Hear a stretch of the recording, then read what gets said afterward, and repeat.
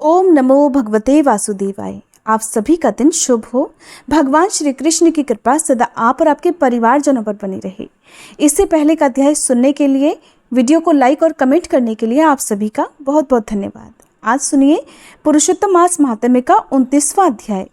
इससे पहले के अध्याय में आपने जाना कि किस प्रकार कदर्य नाम के ब्राह्मण को जब भगवान श्री हरि के दूत लेने के लिए आए तब वह बहुत हैरान हो गया, क्योंकि उसने अपने पूरे जीवन में कोई भी पुण्य कर्म नहीं किया था। ऐसे में उसके चेहरे पर इतना आश्चर्य देखकर पुण्यशील और सुशील बोले, हे विभो, गोलोक को चलो, यहाँ देरी क्यों करते हो? तुमको पुरुषोत्तम भगवान का सामीप्य मिला है। इधर कदर्य को बिल्कुल भी विश्वास नहीं हो रहा था। तब वह कहने लगा कि मेरे बहुत सारे कर्म अनेक प्रकार से भोगने योग्य हैं, लेकिन हमारा उद्धार कैसे हुआ जिससे मुझे गोलोक की प्राप्ति हुई? जितनी वर्षा की धाराएं हैं, जितने तिनके हैं, पृथ्वी पर धूल के जितने कण हैं, आकाश में जितने तारे हैं, उतने ही मेरे पाप हैं। मैंने फिर ये सुंदर और मनोहर शरीर भला कैसे प्राप्त कर लिया? हे हरि भगवान के प्रिय, इसका अति उग्र कारण मुझसे कहिए। श्री नारायण बोले। कदर्य के इस प्रकार वचनों को सुनकर हरि के दूत कहने लगे, अहो, आश्चर्य है। हे देव, आपने इस पद की प्राप्ति का कारण महान साधन भला कैसे नहीं जाना? हे प्रभु, सब में उत्तमोत्तम श्री हरि का प्रिय महान पुण्यफल को देने वाला पुरुषोत्तम मास नाम से प्रसिद्ध मास को क्यों नहीं जाना? उस पुरुषोत्तम मास में देवताओं से भी न होने वाला तप तो तुमने किया है। हे महाराज, वन में वानर शरीर से अज्ञान में अर्थात अनजाने में आपसे वह कठिन तप हो गया है।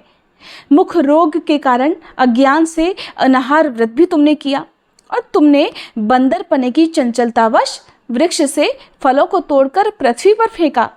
उन फलों से दूसरे मनुष्य तृप्त हो गए। अंतःकरण में विशेष दुख होने से पानी भी तुमने नहीं पिया।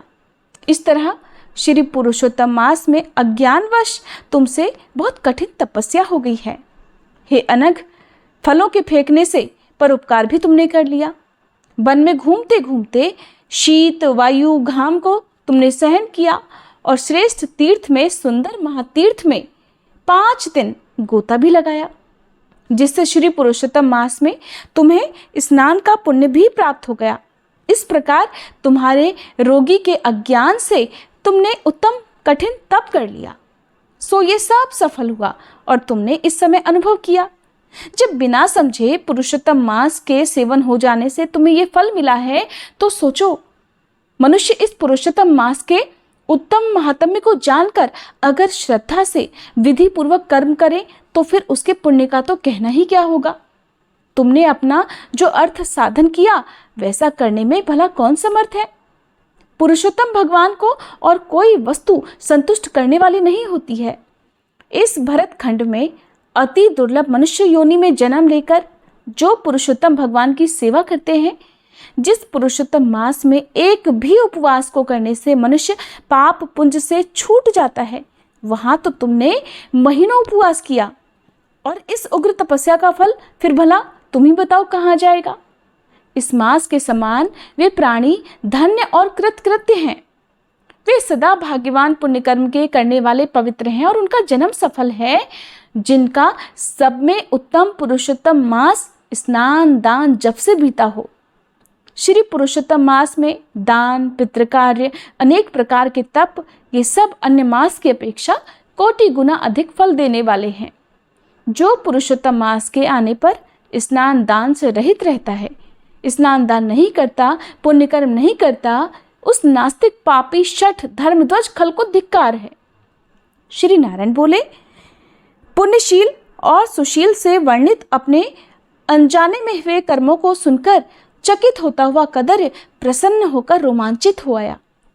तीर्थ के देवताओं को नमस्कार कर फिर उसने कालंजार पर्वत को नमस्कार किया, और वन के देवताओं को तथा गुल्म लता वृक्ष को भी नमस्कार किया, और उसके बाद बड़ी ही श्रद्धा और विनम्रता से विमान की परिक्रमा कर मेघ के समान श्यामवर्ण सुंदर पीतांबर को धारण कर वह कदर्य उस दिव्य विमान पर सवार हो गया। सभी देवताओं के देखते हुए गंधर्व आदि से स्तुत और किन्नर आदिकों से बारंबार बाजा बजाए जाने पर इंद्रादि देवताओं ने प्रसन्न होकर धीमे धीमे पुष्प वर्षा करते हुए उसका आदर पूर्वक पूजन किया। फिर आनंद से युक्त योगियों को दुर्लभ गोप गोपियों से सेवित रास मंडल से शोभित गोलोक को गया। जरा मृत्यु रहित जिस गोलोक में जाकर प्राणी फिर शोक का भागी नहीं होता है, उस गोलोक में यह चित्र शर्मा पुरुषोत्तम मांस के सेवन से गया। व्याज से पुरुषोत्तम मांस के सेवन से वानर शरीर को छोड़कर 2 भुजाधारी मुरली हाथ में लिए पुरुषोत्तम भगवान को देखकर बहुत प्रसन्न हुआ। श्री नारायण बोले, इस आश्चर्य को देखकर सभी देवता चकित हो गए और श्री पुरुषोत्तम की प्रशंसा करते करते अपने अपने धाम को चले गए। नारद मुनि बोले, हे तपोधन, आपने दिन के प्रथम भाग का कृत्य कहा। पुरुषोत्तम मास के दिन के पिछले भाग में होने वाले कर्मों को भला कैसे करना चाहिए? हे बोलने वालों में श्रेष्ठ, गृहस्थ उपकार के लिए मुझसे कहिए। नारायण नारायण। हे मुनिवर, क्योंकि आपके समान महात्मा सदा सबके उपकार करने के लिए विचरण करते रहते हैं। श्री नारायण बोले, प्रातः काल के कृत्य को विधि पूर्वक समाप्त कर मध्याह्न में होने वाली संध्या को करके फिर तर्पण करें। देव, मनुष्य, पशु, पक्षी, सिद्ध, यक्ष, सर्ष, दैत्य, प्रेत, पिशाच, नाग, ये सब जो अन्न की इच्छा करते हैं वे सब मुझसे दिए गए अन्न को ग्रहण करें। फिर पंच महायज्ञ को करें और उसके बाद भूत बलि को करें और काक, कुत्ते को श्लोक पढ़ते हुए बलि देवें। इस प्रकार कहकर समस्त भूतों को अलग अलग बलि दें। फिर विधि पूर्वक आचमन कर प्रसन्न होकर श्रद्धा से अतिथि प्राप्ति के लिए गाय दुहने के समय तक अर्थात गोधूलि बेला के समय तक द्वार तक अवलोकन करें। द्वार पर देखते रहें। अगर भाग्य से अतिथि मिल जाए तो बुद्धिमान मनुष्य को चाहिए कि सबसे पहले वाणी से सत्कार करके उस अतिथि का देवता के समान पूजन करें और फिर यथाशक्ति अन्न और जल से उसे संतुष्ट करें। फिर विधि पूर्वक सभी व्यंजनों से युक्त सिद्ध अन्न से निकालकर भिक्षु और ब्रह्मचारी को भिक्षा दें। सन्यासी और ब्रह्मचारी ये दोनों सिद्ध अन्न के मालिक हैं। इनको अन्न ना देकर भोजन करने वाला चंद्रायण व्रत करे। पहले सन्यासी के हाथ पर जल देकर भिक्षान्न दे तो वह भिक्षान्न मेरु पर्वत के समान और जल समुद्र के समान कहा गया है। सन्यासी को जो मनुष्य सत्कार करके भिक्षा देता है उसको गोदान के समान पुण्य मिलता है। इस बात को यमराज भगवान ने कहा है। फिर मौन होकर पूर्व दिशा की ओर मुंह करके बैठकर शुद्ध और बड़े पात्र में अन्न को रखकर प्रशंसा करते हुए भोजन करे। अपने आसन पर अपने बर्तन में एक वस्त्र से भोजन ना करे। स्वयं आसन पर बैठकर स्वस्थ चित्त होकर प्रसन्न मन होकर जो मनुष्य अकेला ही अपने कांसे के पात्र में भोजन करता है तो उसके आयु, प्रज्ञा, यश और बल ये 4 बढ़ते हैं। दिन में सत्यम त्वर्तेन परिशिंचामि, रात में ऋतम व सत्येन परिपिंचामि। इस मंत्र से हाथ में जल लेकर निश्चय कर घी व्यंजन युक्त अन्न का भोजन करे। भोजन में से कुछ अन्न लेकर इस प्रकार कहें, भूपते नमः। पहले कहकर भुवन पते नमः, फिर कहें भूतानाम पते नमः। इसके बाद धर्मराज जी को बलि दें। फिर चित्रगुप्त को देकर भूतों को देने के लिए ये कहें कि जिस किसी जगह स्थित भूख प्यास से व्याकुल भूतों की तृप्ति के लिए यथा सुख यह अक्षय अन्न हवे। प्राणाय, अपानाय, व्यानाय, उदानाय तथा समानाय कहे।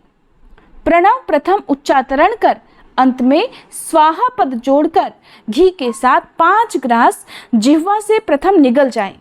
दांतों से उस 5 ग्रास को ना चबाएं। फिर मन से पहले मधुर भोजन करें। नमक के पदार्थ और खट्टे पदार्थ को बीच में खाएं। पहले मीठा भोजन करें, उसके बाद बीच में खट्टा भोजन या नमक का भोजन करें। कड़वा या तीखा भोजन सबसे अंत में खाएं। पुरुष पहले द्रव पदार्थ वाला भोजन करे, बाद में कठिन पदार्थ यानी कि बहुत चबाने वाला भोजन करे और बाद में फिर से द्रव पदार्थ वाला भोजन करे तो बल और आरोग्य से रहित नहीं होता। मुनि को 8 ग्रास भोजन करने के लिए कहा है। वानप्रस्थाश्रमी को 16 ग्रास भोजन के लिए कहा है। पुरुषोत्तम मास में गृहस्थ आश्रमी को 32 ग्रास भोजन करने के लिए कहा है और ब्रह्मचारी को अपरिमित ग्रास भोजन करने के लिए कहा है। ब्राह्मण को शास्त्र के विरुद्ध भक्ष्य भोज्य आदि पदार्थों को कभी नहीं खाना चाहिए। शुष्क और बासी पदार्थ को विद्वानों ने खाने के अयोग्य बताया है, इनको कभी नहीं खाना चाहिए। घी दूध को छोड़कर अन्य वस्तु सशेष भोजन करें। भोजन के बाद उस शेष को अंगुलियों के आगे भाग में रखकर अंजलि जल से पूर्ण करें। उसका आधा जल पी जाए और अंगुलियों के आगे वाले भाग में स्थित शेष भाग को, यानी कि जो अंगुलियों के आगे वाले भाग में भोजन लगा रहता है, उसे पृथ्वी में देकर ऊपर से अंजलि का शेष आधा जल अर्पित करें। विद्वान मनुष्य को चाहिए कि उसी जगह पर इस प्रकार कहते हुए सिंचन करे। ऐसा न करने से ब्राह्मण पाप का भागी होता है, फिर प्रायश्चित करने से ही शुद्ध होता है। इस प्रकार कहें कि रौरव नरक में पीप के गड्ढे में पद्म अर्बुत वर्ष तक वास करने वाले तथा इच्छा करने वाले के लिए मेरा दिया हुआ ये जल अक्षय होता हुआ प्राप्त हो। इस प्रकार प्रार्थना करने से जल से सिंचन कर दांतों को शुद्ध करे। आचमन कर गीले हाथ से पात्र को कुछ हटाकर उस भोजन स्थान से उठकर बाहर बैठकर स्वस्थ होकर मिट्टी और जल से मुख हाथ को शुद्ध कर 16 बार कुल्ला कर शुद्ध होकर सुख से बैठकर इन 2 मंत्रों को पढ़ता हुआ हाथ से अपने पेट को स्पर्श करे। अगस्त्यम कुंभकर्णम च शनिम च वडमानलम आहार परिपाकार्थम स्मरद्धेम धीमम च पंचमम आतापि मारितो येन वातापो च निपातितः समुद्रः शोषितो येन सा मे अगस्त्य प्रसीदतु। अर्थात अगस्त्य, कुंभकर्ण, शनि, बड़वानल और पंचम भीम को आहार के परिपाक के लिए स्मरण करें। जिसने आतापी को मारा और वातापी को भी मार डाला, समुद्र का शोषण किया, वह अगस्त्य जी मेरे ऊपर प्रसन्न हो। इसके बाद प्रसन्न मन से श्री कृष्ण भगवान का स्मरण करें। फिर आचमन कर तांबूल खाएं अर्थात पान खाएं। भोजन करके बैठने के बाद परब्रह्म श्री कृष्ण का उत्तम मार्ग के अविरोधी उत्तम शास्त्रों के विनोद से विचार करें। बुद्धिमान मनुष्य को चाहिए कि वह अध्यात्म विद्या को सुने। सर्वथा आजीविका से हीन मनुष्य भी एक मुहूर्त स्वस्थ मन होकर अध्यात्म विद्या को जरूर सुने। जो श्रवण कर धर्म को जानता है, सुनकर पाप का त्याग करता है, सुनकर मोह दूर होता है, सुनकर ज्ञान रूपी अमृत को प्राप्त करता है। नीच से नीच मनुष्य भी अध्यात्म विद्या को सुनकर श्रेष्ठ हो जाता है और श्रेष्ठ से श्रेष्ठ मनुष्य भी श्रवण करने से रहित होने पर अर्थात जो ना सुने वो श्रेष्ठ होने के बाद भी नीच हो जाता है। फिर बाहर जाकर यथासुख व्यवहार आदि करे और सर्वथा सिद्धि को देने वाले श्री कृष्ण भगवान का मन से ध्यान करे। सूर्य नारायण के अस्ताचल जाने के समय अर्थात सूर्यास्त के समय तीर्थ में जाकर या फिर घर में ही पैर धोकर पवित्र वस्त्र धारण कर सायं संध्या की उपासना करे अर्थात शाम की पूजा करे। जो ब्राह्मणों में अधम प्रमाद से सायं संध्या नहीं करता है वह गोवध पाप का भागी होता है अर्थात गोहत्या के पाप का भागीदार बनता है और मरने पर रौरव नरक को जाता है। कभी समय से न करने पर संकट में मार्ग में हो तो द्विश्रेष्ठ आधी रात के पहले सायं संध्या को करे। जो ब्राह्मण श्रद्धा के साथ प्रातः मध्याह्न और सायं संध्या की उपासना करता है उसका तेज घी छोड़ने से अग्नि के समान अत्यंत बढ़ता है। सायंकाल में सूर्य नारायण के आधा अस्त होने पर प्राणायाम कर आपोहिष्ठा इस मंत्र से मार्जन करे और सायंकाल अग्निश्चमा इस मंत्र से आचमन करे और प्रातःकाल सूर्यश्चमा इस मंत्र से आचमन करे। पश्चिम मुख बैठकर मौन तथा समाहित मन होकर प्रणय और व्याहृति सहित गायत्री मंत्र का रुद्राक्ष की माला लेकर तारागणों के उदय होने तक जप करे। वरुण संबंधी ऋचाओं से सूर्य नारायण का उपस्थान कर परिक्रमा करता हुआ दिशाओं को और अलग अलग दिशाओं के स्वामी को नमस्कार करे। सायं संध्या की उपासना कर अग्नि में आहुति देकर भृत्य वर्गों के साथ अल्प भोजन करे। बाद में कुछ समय तक बैठ जाए। सायंकाल और प्रातःकाल भोजन की इच्छा न होने पर भी वैश्वदेव और बलि कर्म सदा ही करने चाहिए। अगर नहीं करता है तो पापी होता है। शाम को भोजन कर बैठने के बाद गृहस्थ आश्रमी हाथ पैर धोकर तकिया सहित कोमल शैया पर जाए और अपने घर में पूर्व दिशा की ओर सिर करके शयन करे। ससुर के घर में दक्षिण की ओर सिर करके सोए, परदेश में पश्चिम की ओर सिर करके सोए, किंतु उत्तर की ओर सिर करके कभी भी ना सोए। रात्रि सूक्त का जप करे और सुखशायी देवताओं का स्मरण कर अविनाशी श्री विष्णु भगवान को नमस्कार कर स्वस्थ मन होकर रात में सोए। अगस्त्य, माधव, महाबली, मुचुकुंद, कपिल, आस्तिक मुनि ये 5 सुखशायी कहे गए हैं। मांगलिक जल से पूर्ण घड़े को सिर के पास रखकर वैदिक और गारुड़ मंत्रों से रक्षा करके फिर शयन करे। ऋतुकाल में स्त्री के पास जाए और सदा अपनी स्त्री से प्रेम करे। व्रती रति की कामना से पर्व को छोड़कर अपनी पत्नी के पास जाए। प्रदोष और प्रदोष के पिछले पहर में वेदाभ्यास करके समय बिताए। फिर दोपहर शयन करने वाला ब्रह्मतुल्य होने के योग्य हो जाता है। ये सब हर दिन के समस्त कृत्य समुदाय को कहा गया है। गृहस्थ आश्रमी भली भांति इसको करे और यही गृहस्थ आश्रम का लक्षण है। अहिंसा, सत्यवचन, सभी प्राणियों पर दया, शांति, यथाशक्ति दान करना गृहस्थ आश्रम का धर्म बताया है। पर स्त्री से भोग नहीं करना, अपनी धर्म पत्नी की रक्षा करना, बिना दी हुई वस्तु को नहीं लेना, शहद मांस को नहीं खाना, ये 5 प्रकार का धर्म बहुत शाखा वाला, सुख देने वाला है। शरीर से होने वाले धर्म को उत्तम प्राणियों को अवश्य करने चाहिए। श्री नारायण बोले, संपूर्ण वेदों में कहा हुआ ये उत्तम चरित्र गृहस्थाश्रम का लक्षण है। हे मुने, इसको लोक के हित के लिए संक्षेप में लक्षण के साथ आपसे मैंने अच्छी तरह कहा। इसके बाद श्री नारायण मुनि ने देवर्षि नारद से जो कुछ कहा उसका वृतांत आप सभी अगले अध्याय में जरूर सुनिएगा।